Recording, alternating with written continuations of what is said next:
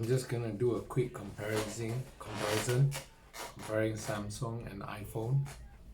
I just did a note here, handwritten note on my Samsung. Number one, camera. In the shop in Michigan Avenue, I did zoom 10 times on the 11 Pro, the Pixel Pro. I just tested it on the Samsung. The Pixel broke too, but it's not as bad as Apple. And bear in mind, this Samsung I tested in this room, which is dark. Apple, I tested in an Apple store. For those who have been to an Apple store, it's all glass, so it's quite brightly lit. So the camera's not as good as they claim, you know. Number two, battery life.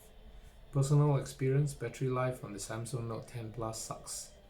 I don't know about the 11 Pro, but at 11 Pro it says that the battery life has increased over 10s by 4 hours. Now I've used the 10s before. Battery life's not as bad as the Samsung Note 10 Plus. So I assume that when they say they add on 4 hours on top of the 10s, I assume it's much better than this. So battery life, iPhone wins. Third, user interface. User interface. You know, Samsung has a lot of things you can customize, the themes, the always on demand, always on display, which means that when you shut the phone down, it shows the time without you tapping on it. Okay, so iPhone doesn't have all that. So if you don't mind just turning on your iPhone, playing with the apps directly onto the apps, then it's okay.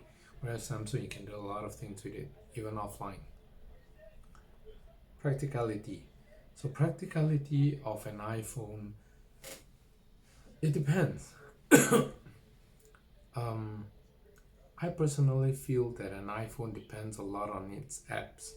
So with the failure of its app, or if the app doesn't provide as much things as it is supposed to, then the iPhone's practically useless. iPhone depends on apps.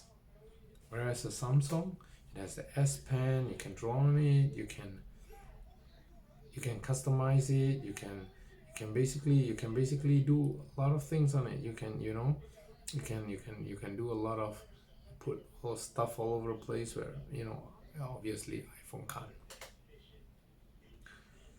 Siri versus Bixby. Sorry, I have all my notes here that I'm going to talk about, so that's why I'm referring to this. Now, I've used Siri for many years, and I have only used Bixby for a couple of weeks. Now, I can tell you, Siri is lots and lots more smarter than Bixby. Siri is phenomenally smart, whereas Bixby is stupid sometimes, Watching films. Now, watching films on this screen, 6.8-inch Super AMOLED screen, Dynamic AMOLED, sorry. It's fantastic. I've used an iPhone, 10s, 11 Pro, same. The screen's smaller, or even if you use a Max, the screen is a lot smaller, and I don't know, the color just doesn't look so nice. Now watch Netflix, okay. The fourth thing that I'm gonna talk about is daily use of ecosystem now. Excuse me. iPhone involves spending a lot of money. I can personally vouch for it. You use an iPhone, everything counts money. Now, if you live in America, you live possibly in Singapore, or a country that heavily relies on Apple ecosystem, you have a MacBook, you have an iPad, you have an Apple Home, fine. Without a doubt, use iPhone. But if you're using Windows, you're using Microsoft Windows, and you're using a non-Mac computer, then I would suggest using an Android. This links to my Windows computer and it works seamlessly. It really works seamlessly, and it's yeah, granted it hangs once in a while, as I've said before, but it's okay. So anyway, my conclusion is, if you don't live in an Apple ecosystem, then you can get a Samsung. I think this is probably the best phone you can get, although the battery life again sucks. Now, I'm not a millionaire. I can't buy an iPhone and test it out. But which I can do is, I already have this Samsung and I find that it is very useful, and it's taken me painstaking more than a month or two to convert from an iOS ecosystem to an Android ecosystem or Windows ecosystem. Windows, or converting my Mac to Windows, that took more than 2-3 months.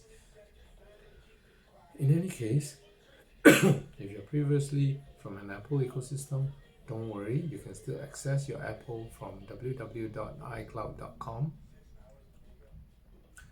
You can, if you're missing out, you can back up all your stuff in Google, and if you miss out on some contacts, you can always go online, check it out on your Apple website, on your iCloud account. Try that out.